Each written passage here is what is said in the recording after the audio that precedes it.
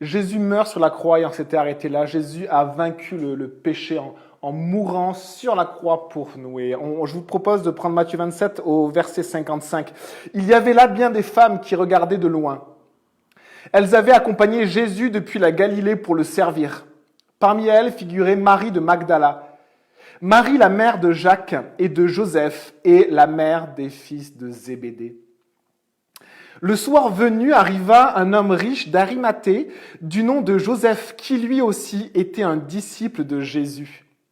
Il alla trouver Pilate et demanda le corps de Jésus. Alors Pilate ordonna de le lui remettre.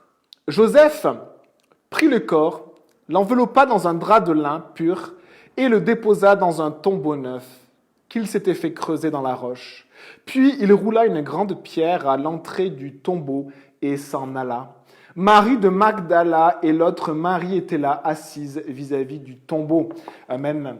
Prions. Seigneur Jésus, on te remet cette parole, on te remet ces moments vraiment où on veut que nos cœurs s'ouvrent à ta parole et que nos yeux puissent vraiment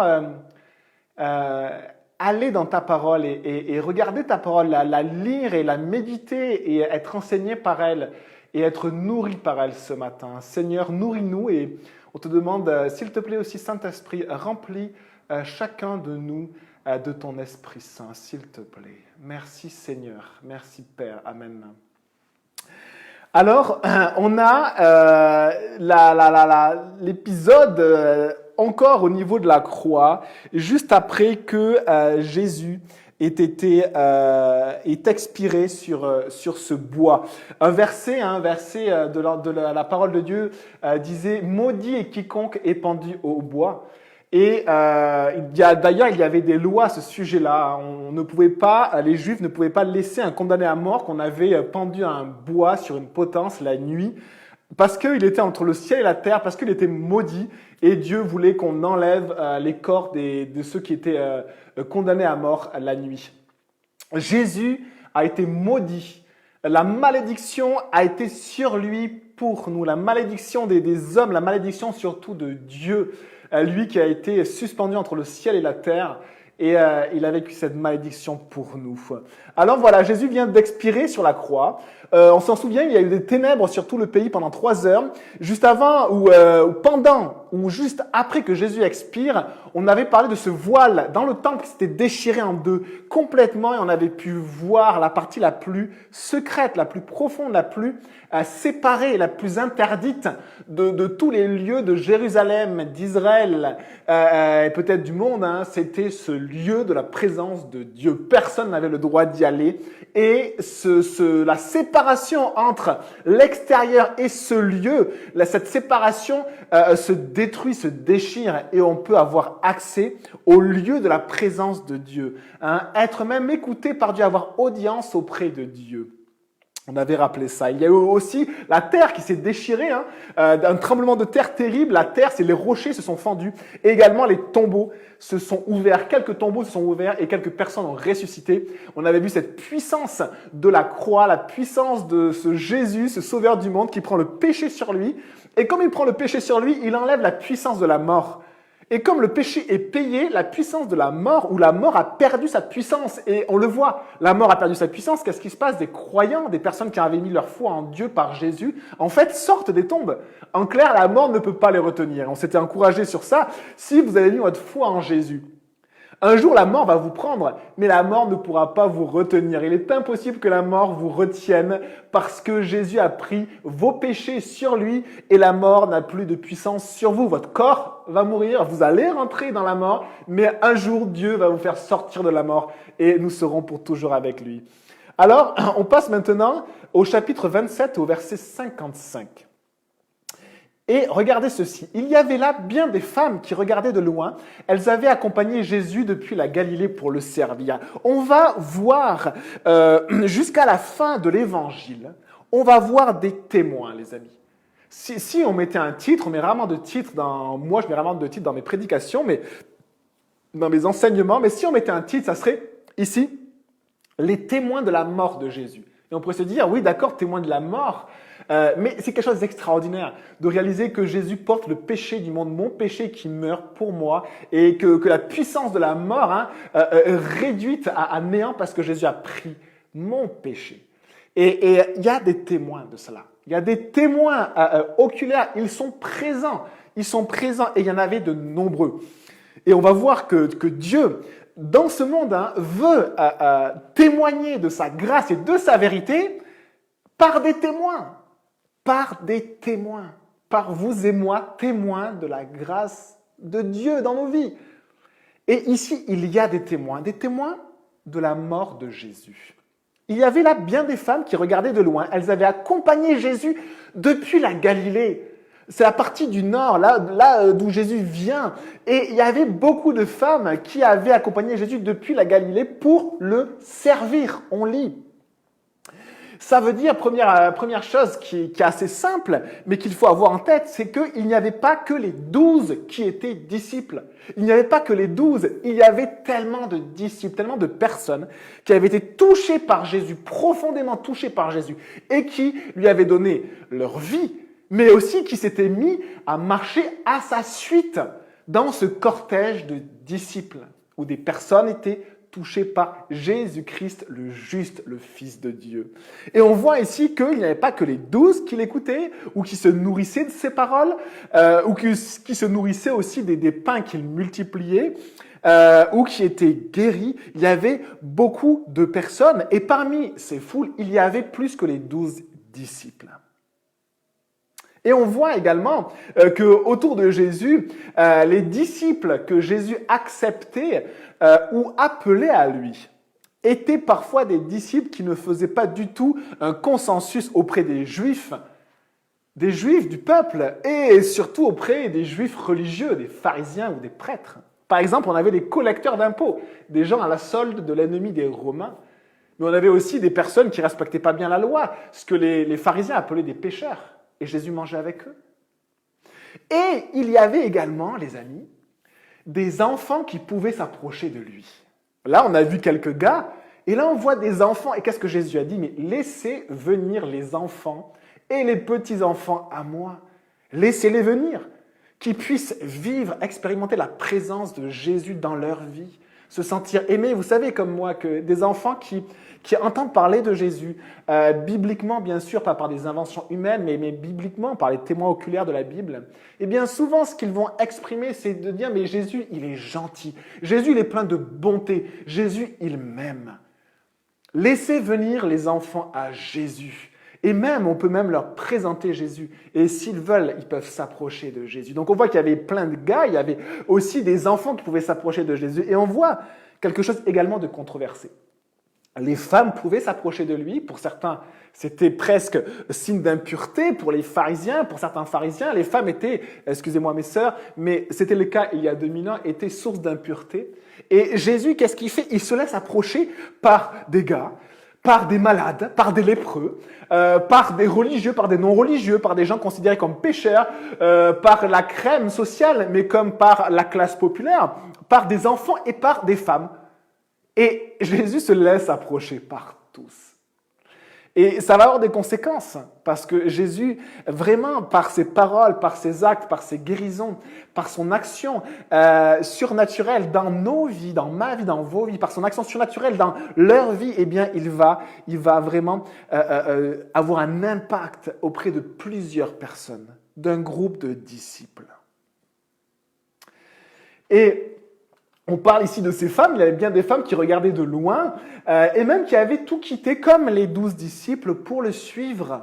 Et on voit qu'un verset dans Luc nous dit par exemple que des femmes, on a par exemple une certaine Jeanne, ou on a une certaine Marie, femme de Clopas, on a une femme de l'intendant d'Hérode.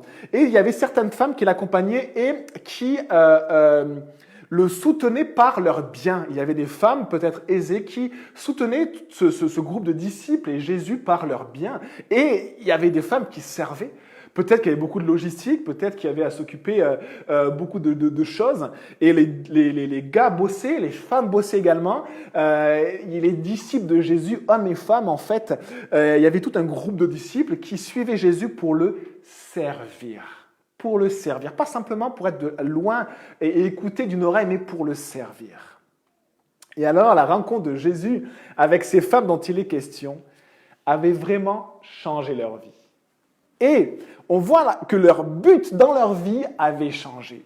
Leur but était devenu de servir Jésus. Elles avaient tout quitté pour accompagner ce Jésus qui allait des fois dans d'autres régions.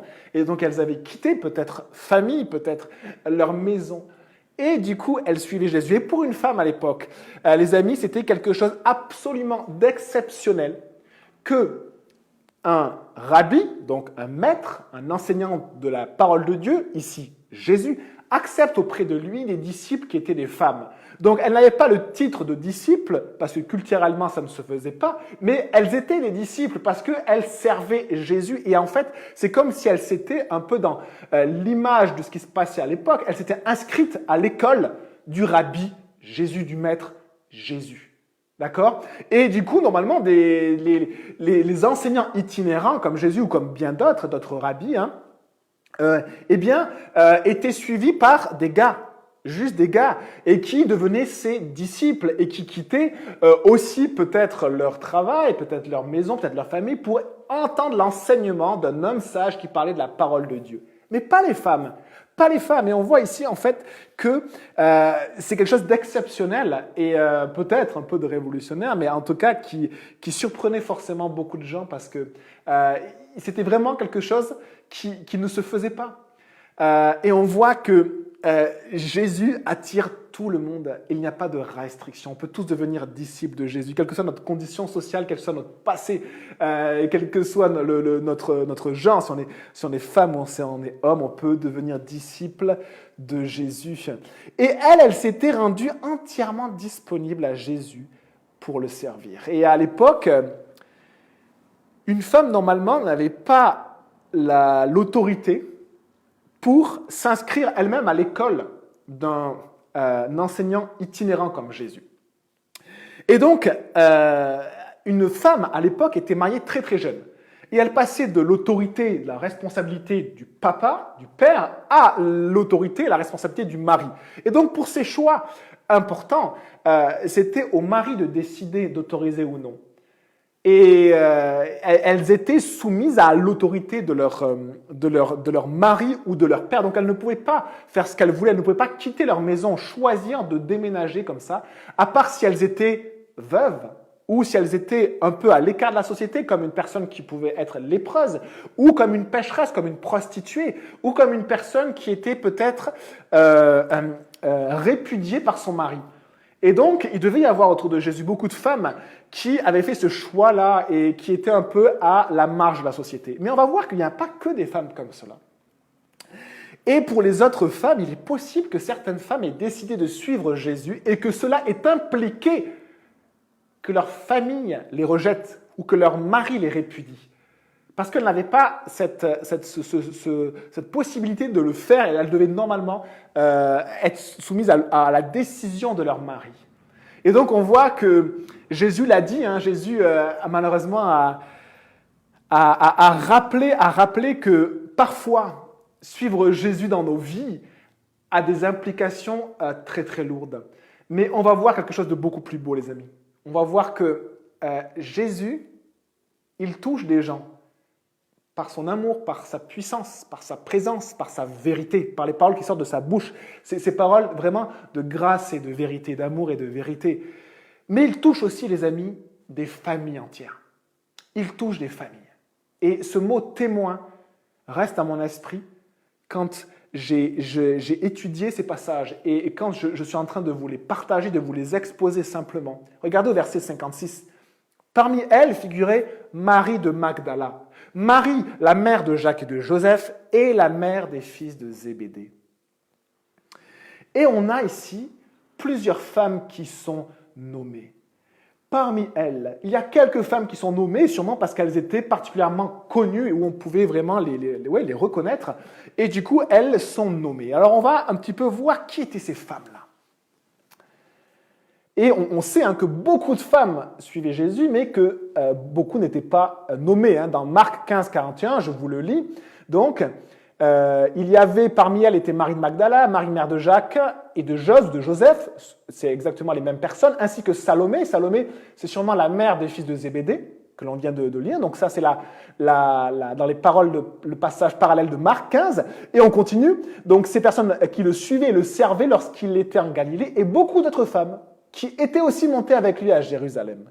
Donc il y avait beaucoup de femmes, et là on en cite quelques-unes. Alors, qui étaient ces femmes qui sont citées, ces témoins de la mort de Jésus, celui qui a pris leur péché sur la croix? Eh bien, il y avait Marie de Magdala, ou Marie-Madeleine. Si vous aimez la science-fiction, vous avez peut-être vu le best-seller ou lu le best-seller de Dan Brown, le Da Vinci Code, qui parle de, soi-disant, une histoire d'amour qu'il y aurait eu entre Marie-Madeleine, donc c'est cette Marie, Marie de Magdala, qui vient de la ville de Magdala, et qui aurait eu une histoire d'amour avec Jésus, et Jésus l'aurait aimé, ils auraient vécu ensemble. Et alors, ce texte sur lequel se base Dan Brown, c'est un évangile qu'on appelle l'évangile apocryphe. En clair, il faut savoir que après la mort des apôtres, eh bien, on a perdu un petit peu les premiers témoins oculaires de Jésus. Et du coup, les gens ont commencé à écrire. À la fin du 1er siècle, au 2e siècle, ils ont commencé à écrire. Parfois des choses bien et parfois plein de choses qui n'avaient aucune base historique. Donc, ils ont inventé une enfance de Jésus, ils ont inventé des histoires d'amour de Jésus, ils ont inventé beaucoup de choses. Et le texte dont se base Dan Brown, c'est en fait un texte du 4e siècle. Donc, il s'est passé des siècles et puis, voilà, beaucoup de personnes s'en sont données un peu à cœur joie. Parmi eux, il pouvait y avoir des chrétiens et parmi eux aussi des non-croyants qui, finalement, ont dépeint le Jésus qu'ils voulaient eux. C'est un risque qu'on a, nous aussi. On dépeint le Jésus que l'on veut, nous. Et on sait que dans l'histoire du cinéma, il y a des Jésus qui ont été dépeints d'une manière très bizarre et qui n'est pas du tout historique. Voilà, chacun se fait sa propre image de Jésus, puis fait un film ou l'écrit. Mais les amis, pour avoir vraiment une image vraie et historique de Jésus, moi je vous conseille juste une chose, lisez les textes historiques, les textes qui ont été écrits au 1er siècle par des témoins oculaires de Jésus, simplement. Et on en a 4 qui ont été retenus, Matthieu, Marc, Luc et Jean. Et donc, Marie-Madeleine, bien sûr, n'a pas eu d'histoire d'amour au sens un couple qui vit ensemble. Bien sûr, ce sont des textes inventés des siècles après. Mais cette Marie de Magdala est vraiment une personne qui nous intrigue et nous interroge. C'est une femme, Marc et Luc nous le disent, de laquelle Jésus avait chassé 7 démons. Une femme qui était dans un état de dépravation, d'immoralité et vraiment d'enchaînement vraiment total. Peut-être qu'elle vivait dans la rue, peut-être qu'elle vivait dans des grottes, peut-être qu'elle était prostituée, elle était en tout cas possédée par 7 démons. Et Jésus va la délivrer totalement. Et il va la restaurer. Et cette femme-là, les amis, est au premier plan dans ces moments de la croix. Et puis après, les moments où on met le corps de Jésus au tombeau. Et puis après, le dimanche matin, quand le tombeau est vide, à chaque fois, on retrouve cette Marie de Magdala qui suit son Seigneur. En fait, il y a une chose de positive dans les écrits qui ont été inventés des siècles après, dans l'évangile notamment de Philippe, un évangile apocryphe qui est faux et dont se base Dan Brown pour le Da Vinci Code. Mais il y a une chose qui est vraie. Vraiment, il y a une chose qui est vraie, c'est que Marie-Madeleine, Marie de Magdala, a vraiment vécu une histoire d'amour avec Jésus. Elle a vécu une histoire d'amour avec Jésus incroyable. Mais la question que je voudrais vous poser, c'est est-ce que vous aussi, vous avez vécu une histoire d'amour avec Jésus? Est-ce qu'un jour, vous êtes tombé fou amoureux de Jésus-Christ? Parce que, les amis, il n'y avait pas que Marie de Magdala qui était fou amoureuse de Jésus. Il y avait aussi Simon-Pierre, il y avait aussi 12 disciples, il y avait aussi Nicodème, il y avait aussi, on va le voir, mais on l'avait vu aussi, ce Simon de Cyrène qui a porté la croix, touché par Jésus et tout d'un coup touché par l'amour de Jésus. Et ces personnes-là ont vécu une histoire d'amour avec Jésus et ont été remplies d'amour pour Jésus. Pourquoi? Parce que ils ont été aimés par Jésus, tels qu'ils étaient profondément aimés par le Christ, par le Fils du Dieu vivant, par Dieu. Et c'est une histoire d'amour, les amis, que Jésus nous propose. Mais pas une histoire d'amour comme un homme et une femme qui vivent ensemble, les amis, et qui fondent un foyer, non. Une histoire d'amour où l'amour de Dieu transforme vos vies. Et la chose qui en résulte, c'est que dans votre cœur, dans votre âme, un désir naît. Pas un désir sexuel, pas un désir de convoitise, pas un désir de m'approprier les choses, pas un désir de faire ma vie, pas un désir qui est humain, où moi je suis au centre, où moi je veux obtenir pour mon esprit, pour mon âme, pour mes émotions ou pour mes sens, non. Un désir qui naît au fond de notre cœur. Et ce désir, c'est le désir de Dieu. Un désir de Dieu qui est grand. Et cette Marie de Magdala aimait tellement Jésus. Elle aimait tellement Jésus qu'elle avait tout quitté. Elle avait suivi et Jésus était devenu juste, totalement, entièrement sa vie. Jésus était sa vie parce que Jésus l'avait aimé. Jésus l'avait guéri. Jésus lui avait donné la dignité. Jésus l'avait élevée alors qu'elle était au plus bas, comme une enfant de Dieu. Et Marie de Magdala, c'est vraiment quelque chose qui la caractérise en premier, c'est son amour pour Jésus. Elle était complètement folle d'amour pour Jésus. Est-ce que nous, on est fous d'amour pour Dieu, pour Jésus? Dans son cœur, il y avait ce désir. Et je vous invite à lire ce psaume 42. Un psaume 42 qui parle aussi de ce désir de Dieu.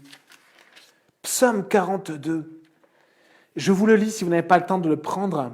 Page 382 de la Bible que je tiens. Comme une biche soupire après des cours d'eau, ainsi mon âme soupire après toi, ô Dieu. Mon âme a soif de Dieu, du Dieu vivant. Quand donc pourrais-je me présenter devant Dieu? Regardez ce désir de Dieu dans le cœur des croyants de tous les âges de l'Ancien Testament ou du Nouveau Testament. Marie de Magdala avait été remplie par cette rencontre qu'elle avait faite avec Jésus. Elle avait été remplie de ce désir de Dieu. Est-ce que vous avez ce désir de Dieu, les amis? Waouh! Et alors, on a cette Marie de Magdala qui est à la croix et qui est une des témoins. Une histoire d'amour tellement belle. Et après, on continue, les amis. D'autres histoires aussi vraiment très, très belles. On avait Marie, la mère de Jacques et de Joseph.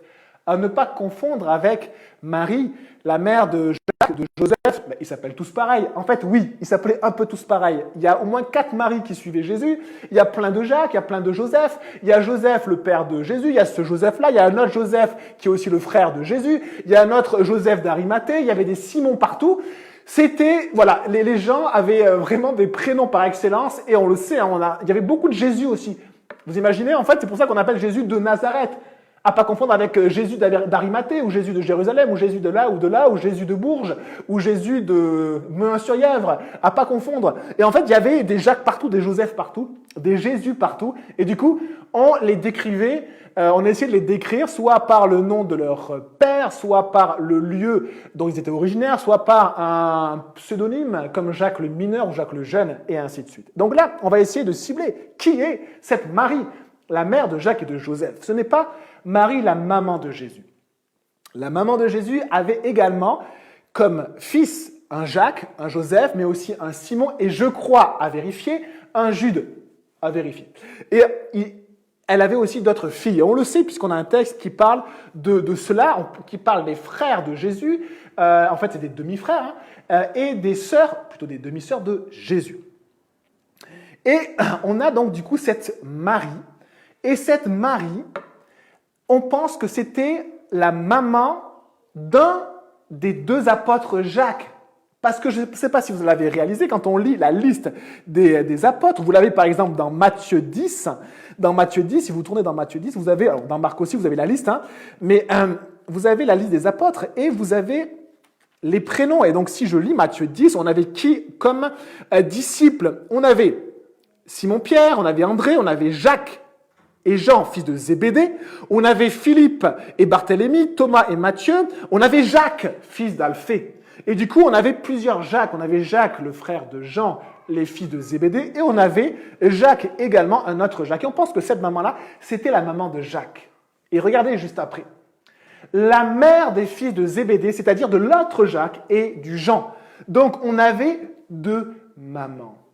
C'est tellement touchant parce que ces mamans avaient vu leur fils touché par la présence et par la grâce de Jésus. Elles avaient vu, et je ne sais pas si c'est votre cas ou pas, mais je sais qu'il y a des mamans qui écoutent. Et je sais que parmi les mamans, certaines personnes ont vécu exactement cela. Elles ont vu leur fils appelé par Jésus. Et ça a changé complètement leur vie, la vie de leurs enfants. Et là, il n'est pas question des papas. Peut-être que les papas, ils ont besoin d'un peu plus de temps. Il faut leur laisser le temps. On est des gars, désolé, on a besoin d'un peu plus de temps pour peut-être capter quelques éléments, surtout en ce qui concerne le cœur, les amis. Je crois que les gars, on est très mauvais à parfois ressentir ou voir ce qui se passe dans le cœur des gens. Mais ces mamans-là avaient vu la vie de leur propre fils, qui était sûrement grand aussi, mais leur propre fils, complètement changé. Et elles avaient vu leur vie, mais leur cœur changer. Et dans cet attachement qui est très particulier entre une mère et ses fils, même quand ses fils sont grands, elles avaient constaté cela. Elles avaient attesté cela. Et cela les avait également touchés. Et elles, après que Jésus appelle leur fils, Jacques et Jean, ou l'autre Jacques, ces mamans-là avaient aussi décidé de tout quitter et de suivre Jésus. Et les amis, le mot, le titre de cet enseignement, c'est témoin. C'est des témoins. Et regardez comment l'évangile porte des fruits. Et c'est très très beau parce que parfois, les amis, on veut évangéliser Internet tout entier, ou on veut évangéliser le monde. Mais en premier, les amis, regardez ce que Jésus a fait. Il a appelé des gens. Il les a appelés de nulle part. Toi, viens, suis-moi. Toi, viens, suis-moi. Et après, ça a touché leurs frères, leurs sœurs, leur mère. Et quelques temps après, il faut toujours un petit peu de temps, leur père. Et ça m'a encouragé parce que je crois que c'est une des caractéristiques de l'Église. L'Église, ce n'est pas forcément, les amis, des gens qui vont dans les rues parler de Jésus. Non. Ce sont des gens qui, dans le lieu où ils sont, dans la situation dans laquelle ils sont, familiale, professionnelle, dans la rue dans laquelle ils habitent, qui sont changés par la rencontre avec Jésus. Et ce changement dans leur vie quotidienne provoque des interpellations et des changements autour d'eux. Et c'est comme ça que l'évangile aussi se répand en premier, les amis. Et on sait, alors il y a des statistiques, bien sûr, mais on sait que la plus grande proportion des personnes qui viennent à Jésus, c'est par des amitiés ou par la famille. Pourquoi ? Parce qu'il y avait à la croix la mère du disciple Jacques. Parce qu'il y avait à la croix la maman des disciples Jean et Jacques, les fils de Zébédée. Et cet élément-là est tellement beau, mais aussi tellement simple. On se demande parfois, mais qu'est-ce que Dieu demande ?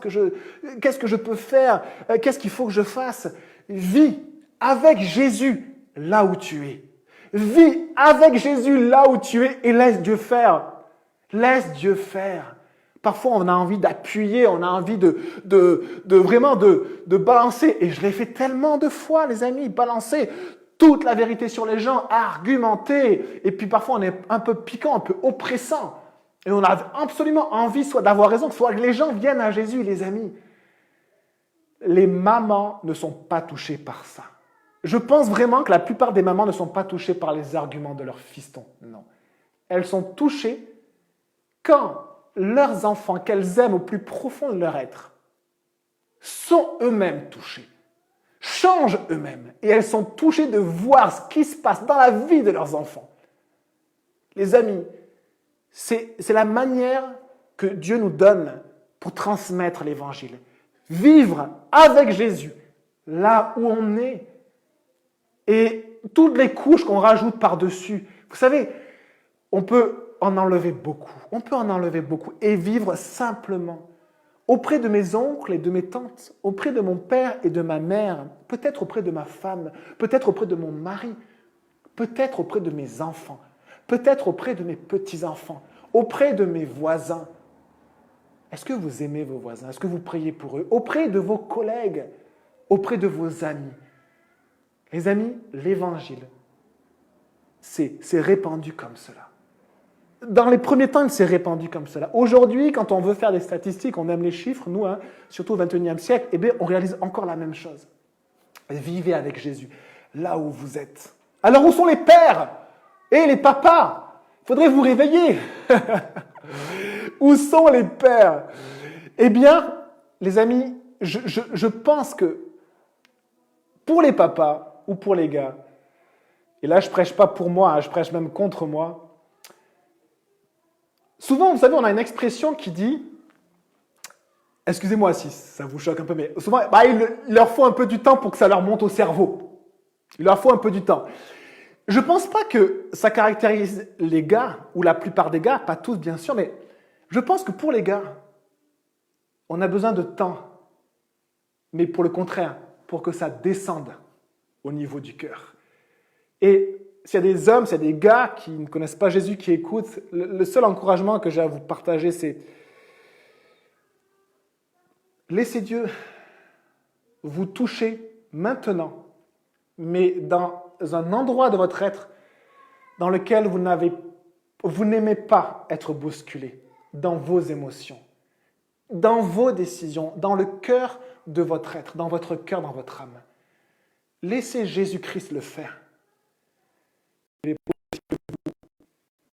Vous êtes touchés par Jésus, que vous aussi deveniez des fous d'amour pour Dieu, pour Jésus. Et du coup, on voit qu'il y avait aussi beaucoup d'hommes qui suivaient Jésus et aussi des pères. Et ce qui est beau ici, c'est toutes ces femmes qui restent là, des témoins. Elles restent là, témoins de Jésus, de la mort de Jésus. Alors au verset 57, on va maintenant voir la vie des témoins qui étaient des femmes. Et merci mes sœurs, merci les femmes, parce que vous nous encouragez tellement. Vous remplissez des pièces avec de la joie, avec de la beauté. Merci à toutes les sœurs et à toutes les femmes. Et on a tellement besoin de vous. Et pardon si les gars, on a du mal parfois à vous accompagner, à avoir de la douceur envers vous ou à vous comprendre. Si vous êtes avec une femme à côté de vous, dites-lui pardon et je vais dire pardon à ma femme après la prédication. Merci à toutes les sœurs parce que elles sont au plus près aussi de Jésus et elles sont remplies d'amour pour Jésus et elles sont là les témoins de Jésus. Et on a du coup maintenant des hommes qui aussi sont des témoins. Regardez, verset 57. Matthieu 27, on continue. Le soir venu, arriva un homme riche d'Arimathée du nom de Joseph, qui lui aussi était un disciple de Jésus. Il alla trouver Pilate et demanda le corps de Jésus. Alors Pilate ordonna de le lui remettre. On est le soir, mais on pense qu'on est avant le sabbat. En fait, le sabbat commençait le vendredi soir. C'est du vendredi soir au samedi soir. Et donc là, on sait qu'on approchait d'une fête, d'une semaine de fête qui était la Pâque, et qui commençait aussi le vendredi soir, mais aussi qui commençait aussi par un sabbat spécial. Il y avait deux fêtes en même temps, la Pâque et le sabbat. Et donc on est le vendredi soir. Le sabbat, les Juifs n'avaient pas le droit de travailler ou de faire des affaires. Et là, on pense qu'on est juste avant ce moment-là, juste avant le soir. Et on a un homme riche d'Arimathée du nom de Joseph. Encore un Joseph, ou Jose, ou José, c'est les mêmes prénoms. Encore un Joseph. Et Marc et Luc nous disent que cet homme-là était un disciple de Jésus, mais en secret, par crainte des Juifs. Et effectivement, les gars, par leur statut à l'époque de responsable, avaient beaucoup à perdre, parfois beaucoup plus que certaines femmes, et beaucoup étaient disciples en secret. Ça impliquait beaucoup de choses au niveau social, au niveau du statut social, parfois même de leur travail. Et on voit que cet homme-là, la parole nous dit également dans un autre texte que c'était un membre du Sanhédrin. Donc en clair, c'était une personne, un notable, une personne importante, reconnue, écoutée, qui siégeait au Sanhédrin, donc qui faisait partie, si vous voulez, de la crème, des personnes dirigeantes du peuple. Cette personne-là avait aussi été touchée par Jésus. Mais cette personne-là avait un dilemme. C'est que si elle témoignait pour Jésus, comme ces femmes qui peut-être ont été répudiées par leur propre mari, eh bien, si elle témoignait publiquement de Jésus, ça allait avoir des conséquences énormes pour lui, pour sa famille, pour son statut social, peut-être pour ses ressources, pour son aura, pour sa réputation.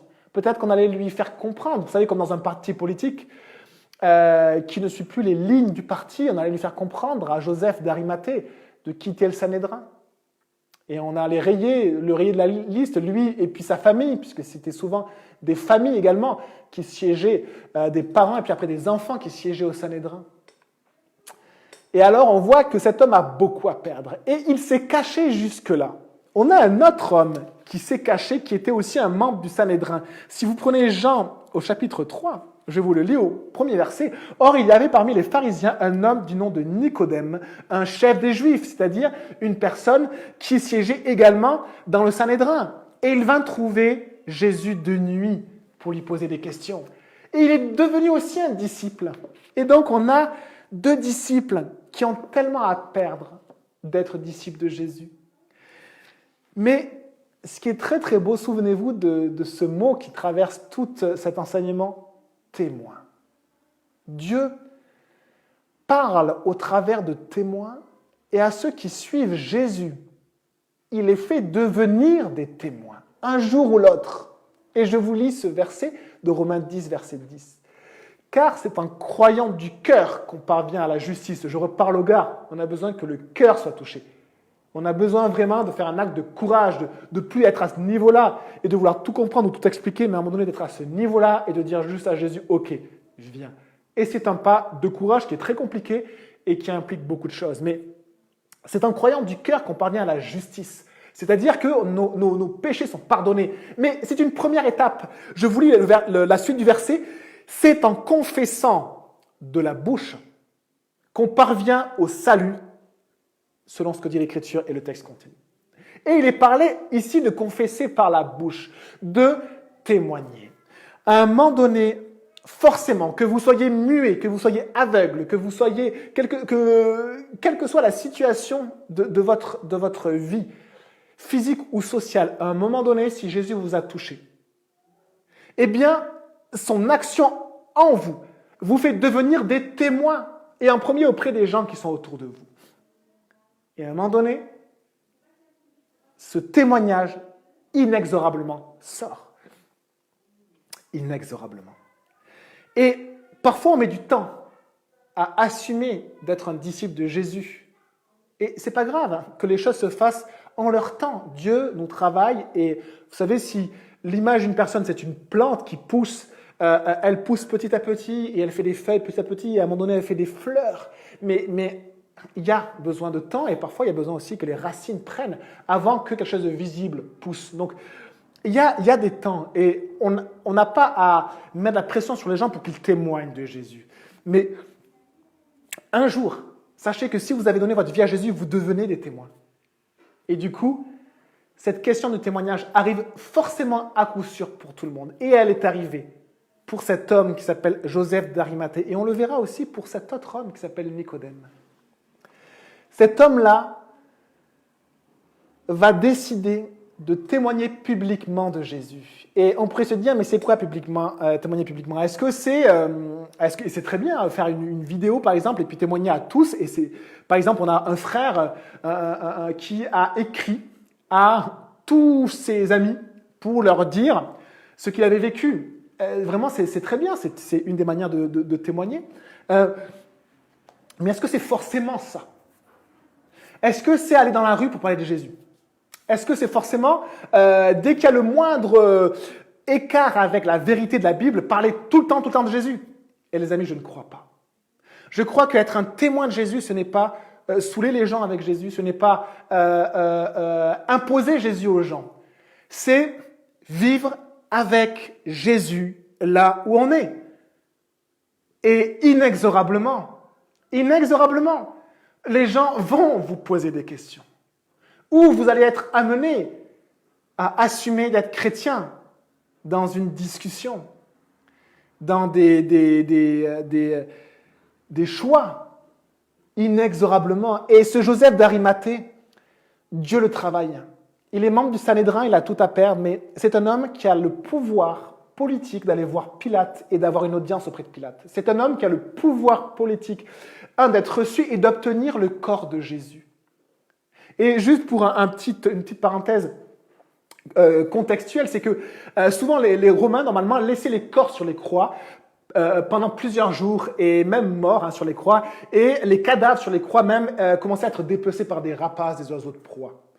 Mais c'était contre la loi juive qui disait dans Deutéronome 21, je crois, qui disait de détacher les condamnés à mort qui étaient pendus sur le bois, de les détacher le soir pour pas qu'ils passent la nuit parce qu'ils ont été maudits. Et les Romains faisaient effectivement autoriser ceci à cause de la loi juive et ils détachaient les corps le soir. Mais les corps étaient jetés dans des fosses communes. Et c'est ce qu'on entend souvent, ou moi ce que j'ai entendu, oh Jésus, le corps de Jésus a été jeté dans une fosse commune, c'est pour ça qu'on n'a pas retrouvé son corps. Les amis, ça aurait tellement servi les plans du Sanhédrin que ça se passe ainsi. En fait, ce qu'est en train de faire Joseph, c'est qu'il est en train de demander quelque chose qui est contre la ligne du Sanhédrin. Jésus n'est pas une personne dont on doit prendre soin, puisque c'est un traître pour les Juifs, c'est un traître aussi pour les Romains, parce qu'il s'est fait roi, soi-disant, roi politique, soi-disant, et donc, du coup, contre César. Et du coup, ça servait le Sanhédrin que son corps disparaisse dans une fosse commune. Et c'est un argument qui pouvait être extrêmement simple. Jésus ressuscité, tu l'as vu toi? Non. Il a disparu. Il a été mis dans une fosse commune. Mais le problème, Joseph d'Arimathée. Joseph d'Arimathée casse vraiment ceci parce qu'il va demander le corps de Pilate et il va l'obtenir. Parce que c'est un membre du Sanhédrin, une personne qui est riche, qui est notable, qui a une aura politique et qu'on écoute, qui est connue. Mais il va à l'encontre de la ligne de son propre parti, du Sanhédrin, de ses propres habits, de son propre statut social, de sa propre réseau. Et il va aussi à l'encontre des Romains. Pilate devait être tout content de réaliser qu'à l'intérieur du Sanhédrin, il y avait des dissensions. Quoi, vous voulez prendre soin du corps de Jésus? Mais c'est le Sanhédrin qui a voulu crucifier Jésus. Ils ne veulent pas prendre soin de son corps, ils veulent que son corps pourrisse dans une fosse commune. Et alors ce Joseph vient contre le Sanhédrin, et il a tellement à perdre. Et voilà ainsi sa manière de témoigner. Le soir venu, un homme riche d'Arimathée, du nom de Joseph, a demandé audience à Pilate, et il a demandé le corps de Jésus. Et Pilate ordonna de le lui remettre. Et du coup, tout le monde a su dans Jérusalem que le corps de Jésus était dans une tombe précise, et on le verra dans les textes suivants. Et ça a embêté énormément le Sanhédrin, parce que si on pouvait cibler le corps de Jésus, eh bien, on pouvait aller voir où était son corps, voir où était son cadavre, en fait. Et le Sanhédrin n'était pas content de cela, on va le voir après, dans le texte qui suivra. Et alors, Joseph se compromet devant Pilate, se compromet devant le Sanhédrin, et on lit à la suite, Joseph prit le corps, l'enveloppa dans un drap de lin pur, et le déposa dans un tombeau neuf qu'il s'était fait creuser dans la roche, verset 60. Puis il roula une grande pierre à l'entrée du tombeau et s'en alla. Et on voit ici que Joseph, lui aussi, comme les femmes, donne de ce qu'il a et donne du meilleur qu'il a. Et on va voir qu'il va être accompagné par un autre gars, Nicodème. Mais il donne déjà toute sa réputation. Il risque de perdre sa réputation, mais il est devenu un disciple de Jésus et maintenant c'est à son tour de devenir ce que sont les disciples de Jésus, des témoins. Et voilà sa manière de témoigner. Vous avez vu, témoigner n'est pas forcément aller parler dans la rue, aller crier l'évangile ou aller faire des vidéos. Et c'est génial si vous avez à cœur de le faire parce que Dieu peut toucher aussi. Faites simplement ce que Dieu vous demande. Mais témoigner, c'est tellement différent suivant les gens. C'est simplement vivre avec Jésus là où on est. Et lui, il vivait dans le Sanhédrin. Il vivait dans son statut social de riche. Il vivait auprès des politiques. Auprès de Pilate, il pouvait lui parler. Et là où il vivait, il a témoigné. Et peut-être qu'il a tout perdu, on ne sait pas, mais en tout cas, il prend un soin du corps de Jésus incroyable. Il prend un drap de lin pur, c'est-à-dire une toile de lin de Sidon, c'est-à-dire un linceul pur qui n'avait jamais servi. Et il enroule le corps de Jésus avec cela. Et il donne à Jésus son propre tombeau. Vous imaginez, c'est un riche. Il avait un endroit dans Jérusalem, il avait pu acquérir une possession sépulcrale pour le sépulcre. Et c'était comme des grottes. Et il avait fait aménager, où il avait fait creuser. Et il y a plusieurs endroits possibles à Jérusalem, mais aucun n'est sûr de la tombe de Jésus. Et il avait fait creuser. Et c'était pour lui. C'était son tombeau, en fait. C'était le tombeau dans lequel sa famille allait déposer son corps quand elle allait mourir. C'était un endroit peut-être de choix. Et il le donne à Jésus. Et ça sera le tombeau de Jésus, un tombeau qui n'avait jamais servi, qui n'avait eu jamais de contact avec la mort et qui était finalement réservé juste pour son Seigneur. Et puis, il roule une grande pierre, une énorme pierre, et ils étaient au moins 2 gars. Donc, il fallait au moins 2 gars pour rouler cette pierre-là à l'entrée du tombeau. Et il s'en alla. Les tombeaux étaient comme des grottes creusées. Hein. Parfois, c'était des anciennes carrières qui étaient réutilisées pour être des zones sépulcrales, des cimetières à l'époque, qui étaient des tombeaux, des petites grottes qu'on l'on fermait par une porte. Là, c'était de pierre. Et c'était les sépulcres avant. Et je vous lis ceci. Je vous lis Alors, je retrouve juste... Ceci, il faut que je le retrouve, je suis désolé, je n'ai pas noté le passage. C'est que cet homme était accompagné, voilà, Jean 19. Prenez Jean 19, et on a fini là, on finit avec ça. Regardez, Jean 19, verset 39. Un autre disciple en cachette va lui aussi témoigner, et d'une autre manière, mais il va s'afficher auprès des disciples de Jésus. Et lui aussi aura beaucoup à perdre. Et il va témoigner aussi à sa manière. Regardez, Jean 19, verset 39. Nicodème, l'homme qui auparavant était allé trouver Jésus de nuit en cachette, vint aussi. Et il choisit, parce que c'est sa vie, c'est son réseau, c'est là où il vit avec les politiques, avec le Sanhédrin, et lui aussi, il est témoin là où il est, là où Dieu l'a placé. Et il a porté un mélange d'environ 30 kilos de myrrhe et d'aloès. C'est des aromates pour embaumer le corps de Jésus. C'est ce qu'on faisait au corps, on les revêtait de parfums pour que le pourrissement du corps ne survienne pas trop vite et pour honorer le corps et pour aussi peut-être désinfecter également le corps. Et ils prirent donc le corps de Jésus et l'enveloppèrent de bandelettes avec les aromates, comme c'est la coutume d'ensevelir chez les Juifs. Or, il avait un jardin, endroit où Jésus avait été crucifié, dans le jardin un tombeau neuf, où personne encore n'avait été mis. Et ce fut là qu'ils déposèrent Joseph d'Arimathée avec Nicodème, Jésus, parce que c'était la préparation de la Pâque des Juifs et que le tombeau était proche. Donc, un endroit proche de la crucifixion. Et voici, les amis, des femmes témoins de Jésus, de la mort de Jésus. Et on a des hommes témoins de Jésus, de l'ensevelissement de Jésus. Et est-ce que vous êtes des témoins de Jésus? Si Jésus vous a touché, sans forcer les choses, vous allez devenir des témoins.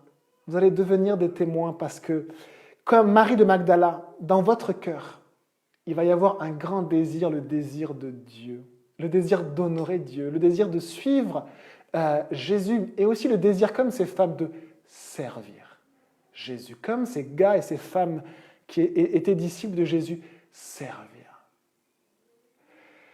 Verset 61, Marie de Magdala et l'autre Marie étaient là également assises vis-à-vis du tombeau, elle aussi témoin de cet ensevelissement. Et je vous propose de prier. Seigneur Jésus, je te remercie pour ces moments. Je te remercie, Seigneur, pour ta parole. Et je te remercie, Seigneur, de nous montrer des témoins, que ça nous encourage, Jésus. Seigneur, touche nos cœurs, appelle à toi et sauve. Et fais lever un grand peuple, Seigneur, de Bourges, de Mehun, de Farges, de tous les villages, Seigneur, de notre pays. Un peuple qui se lève et qui devient des témoins. Avec ce qu'on on est souvent très maladroit et très gauche, mais des témoins, Jésus, s'il te plaît. Jésus, fais de nous des témoins de ta mort. Et on verra après de ta résurrection, de ton action dans nos vies, des témoins de ta grâce, des témoins de ta vérité, Jésus. Jésus-Christ, Fils de Dieu, on veut t'honorer ce matin. On veut dire que c'est toi que l'on sert et que tu es notre Maître, que tu es le Fils du Dieu éternel, que tu es éternel, tu es venu sur la terre. Et on veut vraiment vivre cette histoire d'amour avec toi. Jésus, on t'aime. Remplis-nous d'amour. Remplis-nous de ton esprit. On t'aime, Jésus. Amen. Les amis, encore un chant et puis c'est fini. Que Dieu vous bénisse, vraiment. Et partagez cette vidéo si vous l'avez à cœur. Partagez votre amour pour Jésus autour de vous. Que Dieu vous bénisse. Et puis, laissons Dieu faire. On n'a pas à forcer les portes. Mais soyez témoins de Jésus là où Jésus vous a placé. Soyez bénis.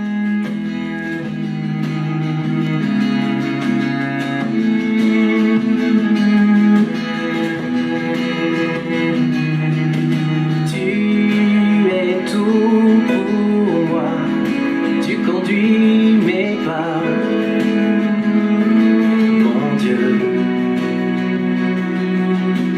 Sauveur merveilleux, glorieux,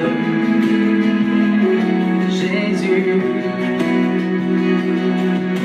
Quand je me perds en eau profonde, pris par les tourments de ce monde, ton bras n'est jamais loin de moi, mon Dieu.